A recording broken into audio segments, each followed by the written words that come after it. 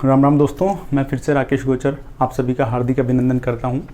पिछली क्लास में हम साधारण ब्याज की पृष्ठभूमि तैयार कर चुके थे और आज जैसा कि मैंने पिछली क्लास के एंड में आपको बताया था, आज की इस लेक्चर में हम प्रतियोगिता परीक्षाओं की और हमारा क्या अप्रोच रहना चाहिए उस पर फोकस करेंगे। तो सीधा हम पहुँचते हैं हमारी अप्रोच पर। ठीक है, सरल ब्याज क्या होता है देख चुके थे। सूत्र क्या होता है P/R/T/100। सरल ब्याज का ये हम देख चुके थे।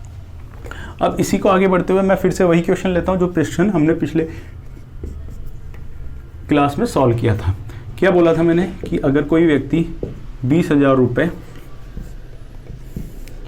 10% वार्षिक की दर से 3 वर्षों के लिए उधार लेता है तो बताइए उसका साधारण ब्याज कितना होगा।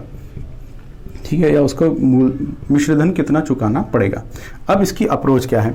कई सारे टीचर इसको ट्रिक बताते हैं, कुछ इसको जादू बताते हैं, अपना कुछ नहीं है, समानुपात का खेल है। समानुपात का क्या खेल है, पहले उस पर आ जाते हैं एक बार, ताकि आपको बार बार इसमें दिक्कत ना होनी पड़े। दिक्कत क्या ना होनी पड़े, देखो एक बाप है, बाप के 3 बेटे हैं, एक बेटा, दूसरा बेटा और सी। ये फर्स्ट ग्रेड टीचर है, ये सेकंड ग्रेड टीचर है, ये बेचारा थर्ड ग्रेड टीचर है। तो बाप के पास 100 रुपये हैं। 100 रुपये, तो बाप क्या चाहेगा, यार ये तो अमीर आदमी है, कम अमीर आदमी है, मेरा बेटा भापड़ा बोड़ा गरीब आदमी है, तो इसको पैसे मैं अपनी प्रॉपर्टी का ज़्यादा हिस्सा इसको दूँ, इसको थोड़ा कम दूँ, इसको सबसे कम दूँ। तो वो बांटता है कि भाई मैं 20 रुपये इसको दूंगा, 30 रुपये इसको दूंगा और 50 रुपये इसको दूंगा। हो गए 100 रुपये बांट दिए पिताजी ने तीनों बेटों में उनके और ज़रूरत अनुसार। अब पिताजी ने जो पैसे बांटे, अगर मैं इनको काट दूँ तो कितना, 10 के पाड़े से 2 बार, 10 के पाड़े से 3 बार, 10 के पाड़े से 5 बार।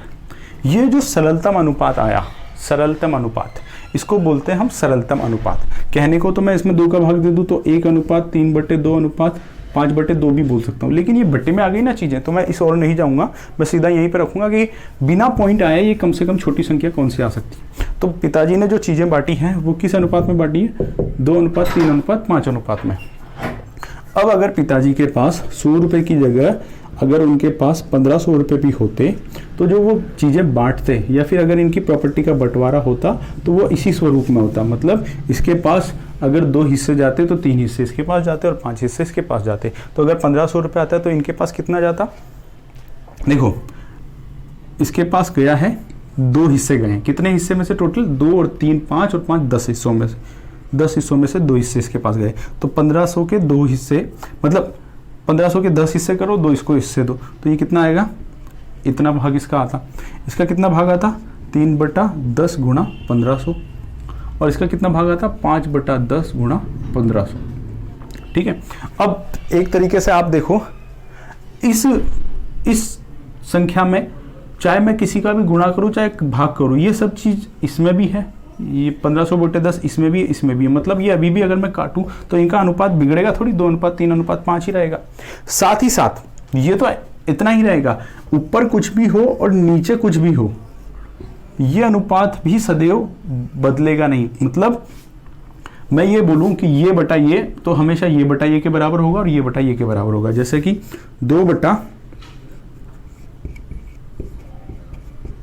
इसका मान निकालो कितना आता है, ये 2 से 2 कट जाएगा, 10 ऊपर जाएगा, 10/1500, 1 0 से 1 0 कट गया, 1/150 इसका मान आया। तो ये बराबर होगा इसके 3 बटा कितना आया, 1 0 से 1 0 काट दो, 3 से 3 काट दो, 1/150। इधर 1/150, 1/150, ये बराबर होगा इसके कितना है, 5/10 गुणा 1500। 1 0 से 1 0 कट गया, 5 से 5 कट गया, वही 1/150, 1/150, 1/150। मतलब ये बटा ये, हमेशा ये बटा ये और हमेशा ये बटा ये बराबर होंगे। यही चीज हमारी समानुपात कहलाती है। या फिर इसको दूसरी तरीके से समझो आप,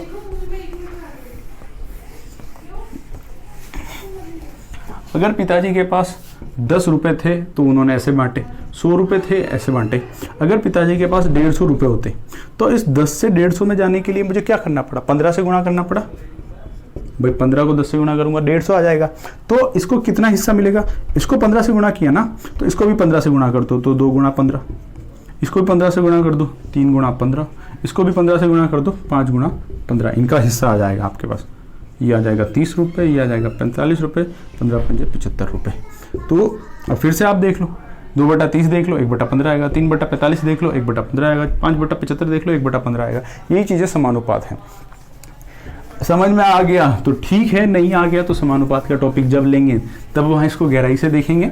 लेकिन अब जो ट्रिक या जादू जिसे बोलते हैं वो कुछ नहीं है, समानुपात का खेल है। ठीक है, अब आता हूँ मैं इस वर्षों पर। अब हमारे पास कौन कौन सी राशियाँ होती है ब्याज में? सबसे पहले होता है उधार लिया गया धन। अब धन लेते हैं तो किसी रेट पर उधार दिया जाता है, ब्याज दर। ठीक है, किसी समय के लिए उधार दिया जाता है, समय हो गया। ठीक है, फिर उस पर ब्याज लगता है, सिंपल इंटरेस्ट। और अगर आप बाद में ब्याज मूलधन के साथ चुकाते हैं तो वो मिश्रित धन अमाउंट कहलाता है। ठीक है, तो देखो अब अगर आपको जो जो चीज़ें दी होगी ना वो चीज़ें आप यहाँ पे लिख लेना। फिर क्या पूछेगा, उसकी वैल्यू कैसे निकाल ली, उस पर मैं धीरे धीरे आता हूँ। तो जैसे ये कह रहा है आपसे कि भाई 20,000 रुपये 10% से और 3 वर्षों के लिए, तो बताओ ये कितना होगा, ये कितना होगा। ठीक है, अब ये जो प्रतिशत है, प्रतिशत का मतलब मैं आपको ही बता चुका हूँ। 10% मतलब 10/100, 10/100 है। ठीक है, 5% मतलब 5/100 है। तो आप इसका सरलतम रूप निकाल लें। अब 10/100, 10/100 बोले तो क्या, 1/10, 1/10। अब 1/10 का क्या मतलब है? अब 1/10 का जो मतलब है, मतलब इसकी आपने 10% की भिन्न निकाल ली, 1/10। इसका मतलब है कि 1/10वां भाग ब्याज होगा। अब ये वार्षिक है ना, तो प्रति वर्ष ब्याज होगा। मतलब अगर 10 रुपये उधार लिए जाते 10% की दर से, तो उसका ब्याज बनता 1 रुपया। कितने साल के लिए? 1 साल के लिए, वार्षिक है। लेकिन इसने कितने साल के लिए दिए हैं? 3 साल के लिए दिए हैं। अब लेकिन मैं आ जाता हूं कि अगर 1 रुपये, भाई 10 रुपये लेता तो 1 रुपये ब्याज बनता। अगर 1 रुपया लेता तो ब्याज कितना बनता? 1/10। ठीक है, अगर 20,000 रुपये लेता तो ब्याज कितना बनता? 1/10 इंटू 20,000। कोई आपत्ति नहीं है। लेकिन ये जितना भी ब्याज है ना, ये सारा का सारा है 1 वर्ष का। कितने वर्षों के लिए लिया इसने? 3। तो गुणा 3 भी करो, काट लो इसको। ये हो गया 2,000, 2,000 गुणा 3, 6,000। ये 6,000, ये 6,000 क्या आया? ये 6,000 आया सिंपल इंटरेस्ट। तो साधारण ब्याज तो बनेगा 6,000। और मिश्र धन कितना बन जाएगा? 20,000 प्लस 6,000, 26,000। ठीक है, ये अप्रोच भी मैं आपको शुरू में बता रहा हूँ। बाद में तो हम सीधा ये व्यंजक लिखेंगे। ज़्यादा उत्सुकता रखें, लेकिन उत्सुकता के साथ साथ धैर्य भी बनाए रखें। क्यों? क्योंकि अगर हम सीधे जंप करेंगे तो ये चीज़ें इतनी आसानी से एक्सप्लेन नहीं हो जाएंगी। मैं चाहता हूँ कि एक बार में आपके दिमाग में ये स्थायी हो जाए। देखो, अब अगर मान लो सर ब्याज पूछा ही नहीं जाता, सीधा मिश्रधन पूछा जाता, तो क्या ज़बरदस्ती ब्याज को लिखना आवश्यक था? कोई आवश्यकता नहीं थी। क्या मैंने ये तो बताया ना, इसका मतलब क्या? 1/10 का मतलब 1/10वां भाग ब्याज है प्रति वर्ष, अगर ये वार्षिक है तो। वही 10 रुपये लेता उधार तो ब्याज कितना बनता? 1 रुपये। अगर 1 रुपये ब्याज बनता तो कितना चुकाना पड़ता था? 11 रुपये चुकाने पड़ते ना, 10 + 1। लेकिन ये तो तब चुकाने पड़ते जब ये 1 साल के लिए होता। लेकिन अगर ये 10 रुपये 3 साल के लिए ले लेता तो ब्याज कितना चुकाना पड़ता? इसको 3 गुना चुकाना पड़ता, 3 रुपये। ठीक बात है? ठीक बात है सर। तो इसको कितने रुपए देने पड़ जाते? इसको देने पड़ जाते 13 रुपये। अब अगर ये 10 रुपये लेता है तो इसको 13 चुकाने पड़ते हैं। अगर ये 1 रुपया लेता तो इसको 13/10 चुकाने पड़ते। अगर ये 20,000 रुपये लेता है तो इसको कितने चुकाने पड़ेंगे? 13/10 गुणा 20,000। काटा पीटी कर लेना, 1 0 से 1 0 कट गया, 13 दूनी 26, 26 और ये कितने हैं? 3 0 3 0, 26,000। उधर से भी आया था 20,000 प्लस 6,000, 26,000। इधर से भी आया, डायरेक्ट आ गया। अब ये जो चीज़ें कर रहा हूँ ना मैं, ये जो आपको बता रहा हूँ 1 रुपया, ये रुपया, अब इसमें मैंने क्या किया? इसमें मैंने कुछ नहीं किया कि सिर्फ हमने तरीका देखा है कि किस प्रकार से हम इन बड़ी बड़ी संख्याओं के गुणा से बच जाए। यहाँ पे तो जैसे 10% आया था, कभी उल्टी पुल्टी संख्या भी आएगी। तो ये जो हम समानुपात की ट्रिकें यूज़ करते हैं, मतलब समानुपात का सबसे छोटी से छोटी संख्याओं से गुणा भाग हम कर लें और बाद में जिससे गुणा करना है हम उससे गुणा भाग कर लें। तो ये गुणा भाग से बचने के तरीके समानुपात। ठीक है, अभी इस प्रकार के कई सारे क्वेश्चन हम फटाफट लेंगे और फटाफट उनको किस प्रकार से हमको सॉल्व करना है उस तरीके को दिमाग में बिठाते हैं। दिमाग में कैसे बैठते हैं कोई चीज़ें? एक ही चीज़ को आप 10 बार कर दो तो फिर आप उसको सोते सोते भी कर सकते हो। ठीक है, आंखें मूंद के भी कर सकते हो। तो उसी को हम अभ्यास बोलते हैं, प्रैक्टिस बोलते हैं। वो जितनी भी कहावत है ना कि गुड़कते गुड़कते तो बाटा भी लोडी हो जाता है, वो यही है। ठीक है ना, प्रैक्टिस करते जाओ। ये रटनी नहीं है, ये रटाई में आ जाएंगी, मतलब आपकी आदत पड़ जाएगी अपने आप बिना सोचे समझे पेन उसी दिशा में बढ़ रहा होगा आपका। देखो फिर से 1500 रुपये किसी ने उधार लिया। ठीक है, 15% की दर से उधार लिया। 4 वर्षों के लिए लिए, ठीक है ना, तो बताओ मिश्रधन कितना होगा। ठीक है, अब मैं सीधा का सीधा आता हूँ, हमको क्या क्या लिखना है, आपको लिखना है मूलधन, सरल ब्याज, मिश्रधन, ज़्यादा परेशान नहीं होना है। अब पहले तो मैं इसकी भिन्न बना लेता हूँ, ये होगी 15/100, 15/100 मतलब 3/20, 5 के पहाड़े से काट लिया, मतलब अगर 20 रुपये लेता है तो 3 रुपये ब्याज बनता है। ठीक है, 3 रुपये ब्याज कितना, 1 साल का, क्योंकि दर मेरी वार्षिक है तो 1 वर्ष का ब्याज। कितने समय के लिए लिया, 4 वर्षों के लिए, तो 4 साल का ब्याज कितना हो जाएगा, 3 × 4 12 रुपये हो जाएगा। ठीक है साहब, अब ये हो गया 12 रुपये, 3 × 4 इसी को लिख दिया मैंने 12 रुपये। अगर 12 रुपये ब्याज हो जाता है, मूलधन कितना था मेरा, जब 20 रुपये उधार दिए थे, तो चुकाएगा कितना, 20 + 12 मतलब 32 रुपये चुकाएगा। ठीक है सर, अब क्या पूछ रहा है वो आपसे, ए पूछ रहा है ना, तो अब हम सीधा ए आ जाएंगे। अगर 20 रुपये उधार लेता है तो 32 चुकाता है, 1 रुपया उधार लेता तो 32/20 चुकाता। अब अगर कितने उधार लेता, 15,000 उधार लेता, सॉरी 1500 उधार लेता तो इतना चुकाता। काटा पीटी कर लो, 1 0 से 1 0 काट दो और ये से काट दो 75 बार। अब 75 × 32 कर लो, जैसे भी आपको सुविधा लगे। ठीक है, 32 × 75 जो भी आंसर आ जाएगा वो आंसर आ जाएगा। अब सर बार बार यही करना पड़ेगा कि यही करना पड़ेगा, नहीं करना पड़ेगा, सिर्फ आपको एक बार इस जगह पे पहुंचना है जो पूछ रहा है, फिर उसके बाद आपको ये मन ही मन देखना है। 20 रुपये लेता है तो कितने चुकाता है, 32। 1 रुपया लेता है तो कितना चुकाता है, 32/20। जितने लेता है तो कितने चुकाएगा, × 1500। बस इस व्यंजक की आपको काटा पीटी करनी है, आपका आंसर आ जाएगा। ठीक है ना, दूसरा क्वेश्चन लेते हैं। ठीक है, या फिर इसी क्वेश्चन को उल्टा पटक लेते हैं। सिंपल इंटरेस्ट कितना हो गया था ये, चलो मैं भूल गया इसको, कितना हो गया था, एक नया क्वेश्चन ले लेते हैं फिर से। 10,000 रुपये, ठीक है ना, 7.5% की दर से, चलो 4 वर्ष ही रखते हैं, 4 वर्षों के लिए। तो बताओ साधारण ब्याज कितना होगा।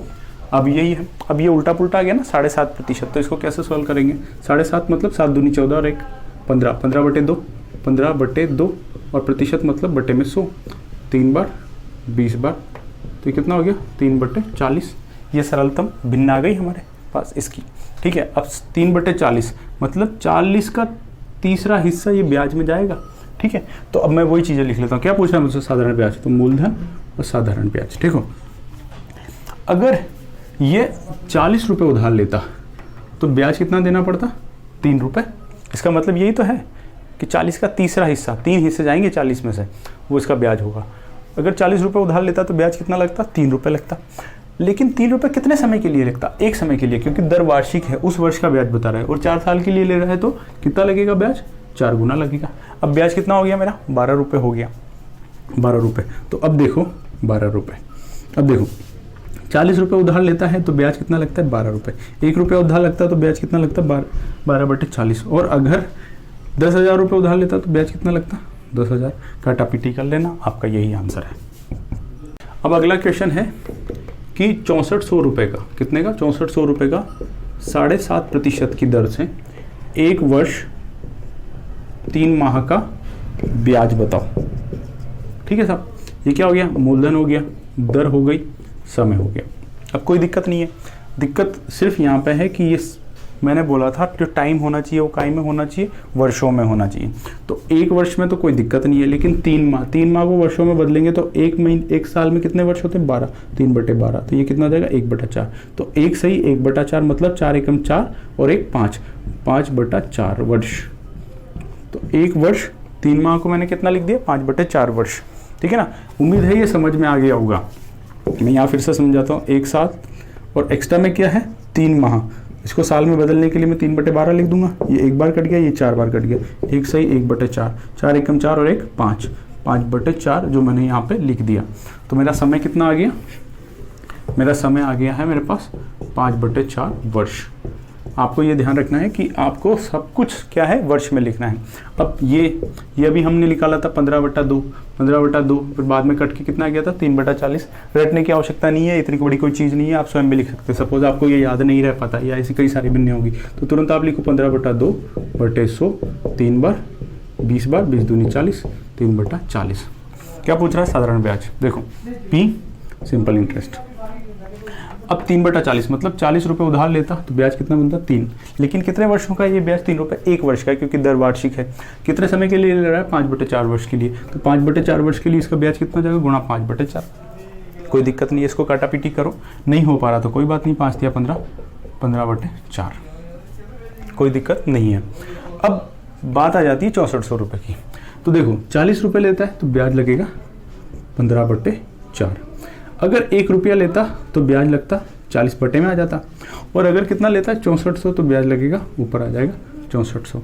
काटा पीटी कर लो, 1 0 से 1 0, 4 चौक 16, 16 चौक 64, ये 0 होगी, 15 चौक 60 और 1 0, 600 रुपये क्या जाएगा ब्याज हो जाएगा। गौर से देखो, मैंने सिर्फ ये एक टर्म को सॉल्व किया हुआ है, आपको भी यही करना है। लेकिन वो जो चीज़ें मैं बोल रहा हूँ वो मन ही मन बोलनी है, ठीक है। जैसे 3/40 है तो 40 रुपये उधार लेता तो ब्याज होता 3 रुपये, लेकिन 3 रुपये कितने साल का ब्याज, दर वार्षिक है तो 1 वर्ष का। कितने वर्ष के लिए लिया है 5/4 वर्ष के लिए, तो ब्याज कितना हो जाएगा 5/4, ठीक है। ब्याज कितना हो जाएगा गुणा 5/4, तो टोटल ब्याज कितना आ गया 15/4। 15/4 किसका ब्याज है 40 रुपये का, तो 1 रुपया लेता तो कितना ब्याज होता था 40, ठीक है। और वास्तविक धन कितना लिया इतना, तो कितना ब्याज होगा इतना। तो इस प्रकार से इन क्वेश्चनों को हमको डायरेक्ट हल करना है। अब अगले क्वेश्चन पे आ जाते हैं।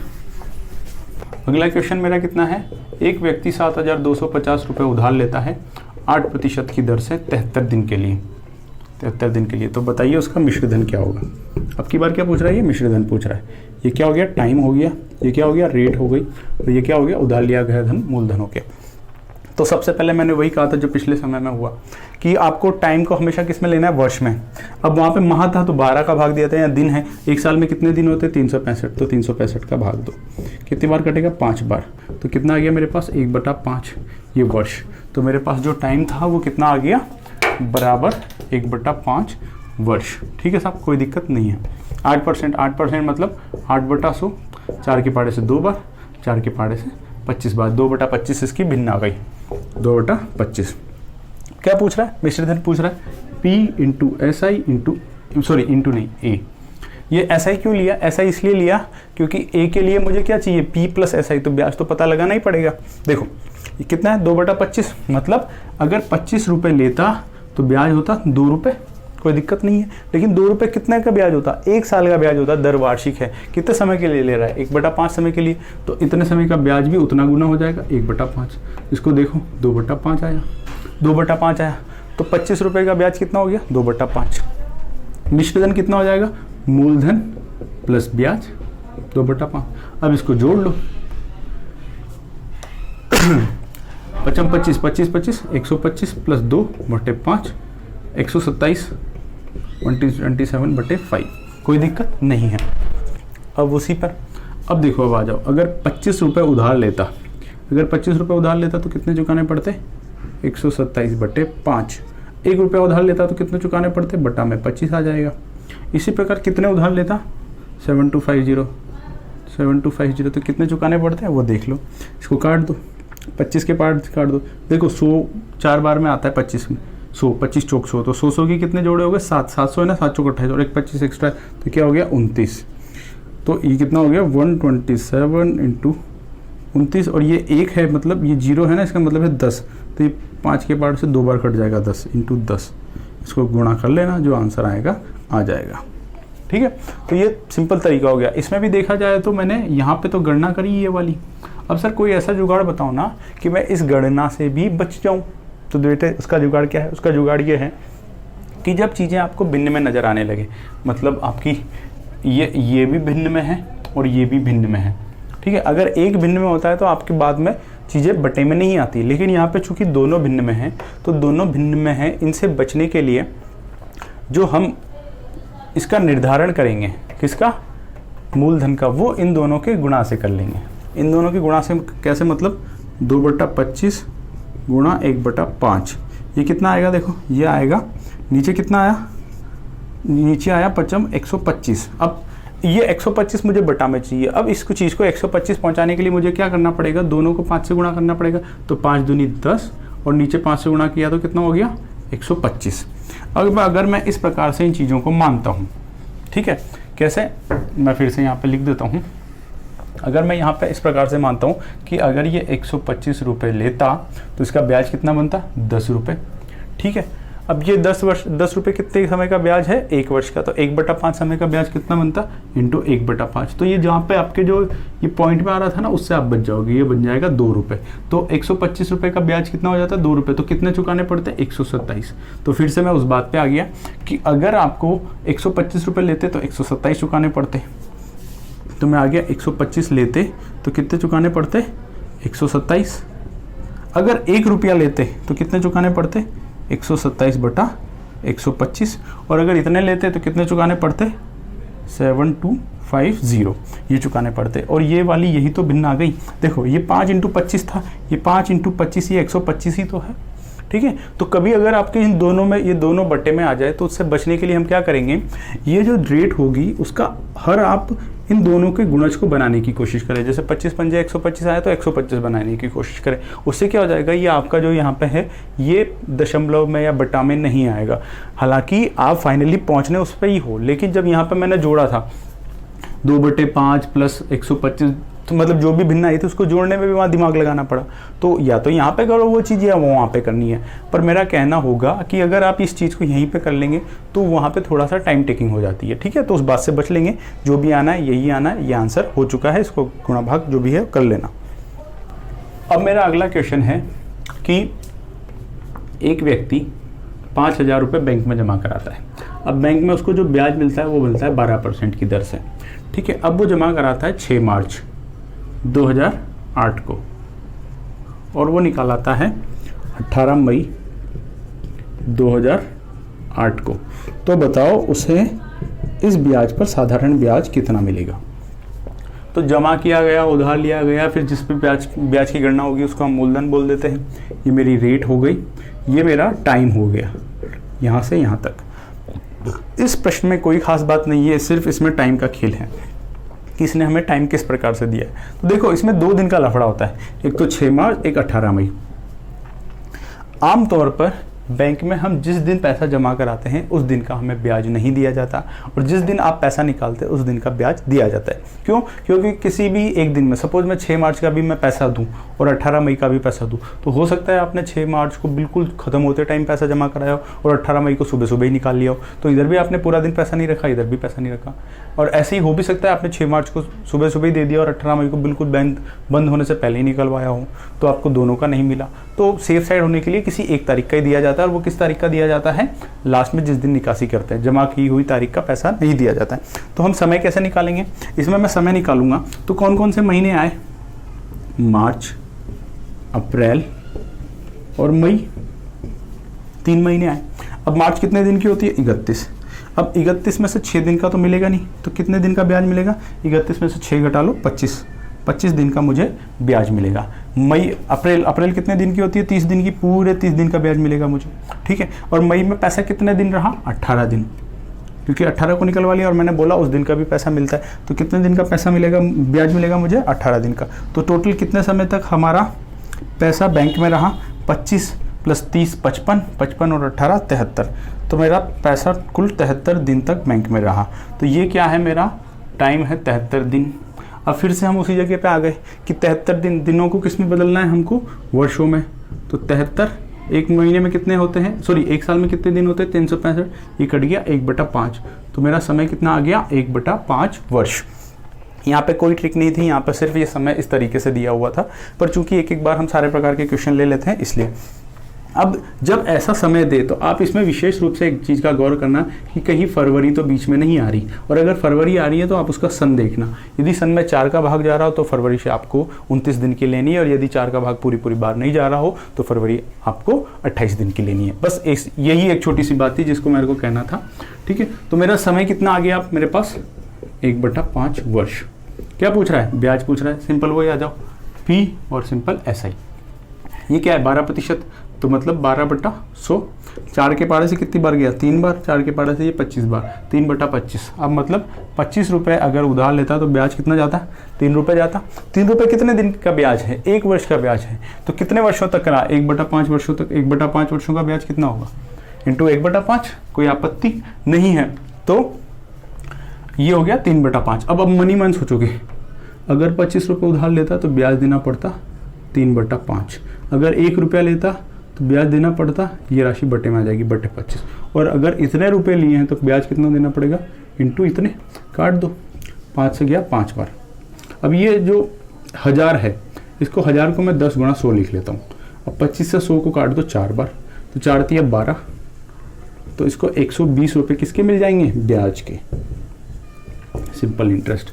तो हमने इस बड़ी सारी कैलकुलेशन से बचने के लिए सिर्फ हम इस छोटी सी जगह पे पहुंच जाते हैं, ठीक है ना। मैं फिर बता रहा हूँ, ये कोई ट्रिक नहीं है, ये सिर्फ समानुपात का खेल है। समानुपात क्या करता है, आपको छोटी छोटी अंकों में गुणा भाग करवा देता है, बाकी जो कटना होता है वो पहले ही काट लेता है, ठीक है। तो ये 120 रुपये हमको इसमें मिल गए, इसमें कोई विशेष बात नहीं थी, ठीक है। आपको हमेशा मनी मन इस प्रकार से बोलना है, इतने रुपए लेता, पहले रेट को कन्वर्ट कर लेंगे, इतने नीचे वाले पैसे मानेंगे, इतने रुपए लेता है तो इतना ब्याज लगता है। इतना ब्याज कितने दर वार्षिक है, तो 1 वर्ष का, कितने समय के लिए हमने रखा, उसका ब्याज कितना हो गया, इतना हो गया। अब अगर 1 रुपया लेता तो कितना ब्याज होता, बटे में इस संख्या को ले आओ, इसलिए वास्तविकता में इतने उधार लिया तो उसको गुणा कर लो, ठीक है। इस प्रकार से हम ब्याज की गणना कर लेंगे। ये सारी की सारी चीज़ें आपकी ऑब्जेक्टिव अप्रोच के लिए है, क्वेश्चन जल्दी करने के लिए है, ये सब्जेक्टिव अप्रोच कतई नहीं है। अब एक क्वेश्चन और देख लेते हैं कि कोई धन उधार लिया किसी ने, वो 12% की दर से, 12% की दर से 4 वर्षों में बढ़कर कितना हो जाता है, बढ़कर हो जाता है 5180 रुपये।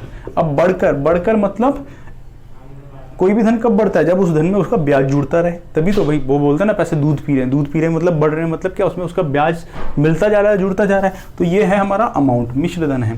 तो बताइए वो धन कितना होगा, तो मतलब ये उधार दिया हुआ धन पूछ रहा है, ठीक है। अब ये कितना होगा, अब इसका सिंपल सा फंडा वही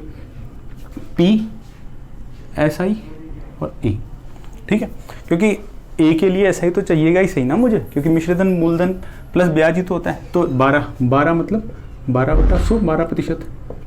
ये 4 के 12 से 3 बार, ये 25 बार, 3/25 आ गया। अब देखो, अगर 25 रुपये उधार लेता तो ब्याज कितना बनता, 3 रुपये बनता। लेकिन 3 रुपये कितने टाइम का बनता, 1 वर्ष का, क्योंकि दर मेरी क्या है, वार्षिक है। 4 वर्षों के लिए लिया है तो ब्याज कितना बनेगा, 12 रुपये, 4 तिया 12। तो मिश्रधन कितना हो जाएगा, मिश्रधन होता है मूलधन प्लस ब्याज, तो 25 और 12 कितने हो गए, 37। तो अब देखो 25 रुपये अगर उधार लेता तो 37 रुपये बन जाते, अगर 1 रुपया लेता तो 37/25 बन जाते, ठीक है। लेकिन अगर इतने लेता, ये मैं जानबूझ के लाया। किससे गुणा करोगे, मूलधन तो दिया हुआ ही नहीं है। ये चीज़ मैंने जानबूझ के इस तरीके से ली, क्यों, क्योंकि हम इतने तरीके से करके आ रहे हैं तो दिमाग में एक पैटर्न फिक्स हो जाता है। अब हमको यहाँ पे ट्रैक चेंज करना पड़ेगा। ट्रैक क्या चेंज करना पड़ेगा, हमको जो चीज़ उपलब्ध होती है, जैसे यहाँ पे हमारे पास क्या ए उपलब्ध है, हमेशा हमारे पास जो अब तक के क्वेश्चन करे उसमें पी उपलब्ध रहता था। जो हमें ज्ञात करनी है उसको हमें सामने की तरफ रखना होगा। मतलब मुझे क्या ज्ञात करना है, पी ज्ञात करना है, तो मैं पी को इस ओर रखूँगा, ए को इस ओर रखूँगा। जो मुझे ज्ञात करना है उसको मैं राइट हैंड साइड पे। अब आप इसको उल्टा देखो, अगर 37 रुपये मिश्रधन हो जाता है तो उधार दिया गया 25 रुपये था। अगर 1 रुपया मिश्रधन हो जाता तो उधार दिया हुआ धन कितना होता, 25/37। और अगर मिश्रधन इतना होता 5180, तो उधार दिया गया धन कितना होता, 25/37 गुणा 5180। काटा पीटी कर लेना, जो भी आंसर आना है आ जाएगा। बस यहाँ पे बात बताने की इतनी थी, ये यहाँ तक तो आप आ जाएंगे, लेकिन जो चीज़ याद करनी है आप उसकी तरफ फोकस रखें। अगर मैं उसको उल्टा चलता, 25 रुपये है तो 37/25 कर लेता, गुणा किससे करता, क्योंकि पी तो मुझे खुद पूछा गया है, तो जिस चीज़ को पूछना है उसी को तो हम इस साइड में रखेंगे, तो हमको उल्टा चलना है इसमें। 37 रुपये मिश्रधन होता है तो मूलधन कितना हो जाएगा, 25 रुपये। अगर 1 रुपये मिश्रधन होता तो मूलधन कितना हो जाता, 25/37। अगर इतना मिश्रधन है तो मूलधन कितना होता, ये हो जाता, ठीक है। तो स्वतः ही इसका आंसर आपको मिल जाएगा। तो अब तक तो हमने किस प्रकार से हमारी साधारण ब्याज के क्वेश्चंस को लेकर, साधारण ब्याज के साधारण क्वेश्चंस को लेकर हमारी अप्रोच होनी चाहिए, उसके बारे में हमने थोड़ी जानकारी ली। इस प्रकार के क्वेश्चनों की प्रैक्टिस आप भर भर के करें, क्योंकि ये फ्री के क्वेश्चन हैं। क्वेश्चन आप भी कर लेंगे, क्वेश्चन P/R/T/100 वाला बच्चा भी कर लेगा। लेकिन अगर आप सिलेक्शन चाहते हैं, जल्दी जल्दी चीज़ों को करना चाहते हैं, या फिर ऐसे क्वेश्चनों के लिए समय बचाना चाहते हैं जिनमें वास्तव में समय देने की आवश्यकता है, तो वो समय आप यहीं से बचा सकते हैं। और बचाने का तरीका यही है कि समानुपात का उपयोग करें, जल्दी जल्दी से इन चीज़ों को सॉल्व करें। आप इन क्वेश्चनों की खूब भरमार प्रैक्टिस कीजिए, ये एक तरीका आपके मन में अपने आप ही स्थायी हो जाएगा। रटने की आवश्यकता नहीं है, पहले ऐसा करते हैं फिर ऐसा करते हैं, बचपन वाले तरीके हैं, स्थायी हो जाएगा। अब साधारण ब्याज पर और किस तरीके के क्वेश्चंस आते हैं, उनको किस तरीके की शॉर्ट ट्रिक्स लगा के, शॉर्ट ट्रिक्स नहीं कहूँगा मैं, किस तरीका का हम लॉजिक लगा के उन्हें आसानी से जल्दी से आंसर निकाल सकते हैं, उस पर हम अगले वीडियो लेक्चर में फोकस करेंगे। तो उम्मीद करता हूँ आप मेरा कहे पर अमल करेंगे। तो तब तक के लिए जय हिंद, जय भारत।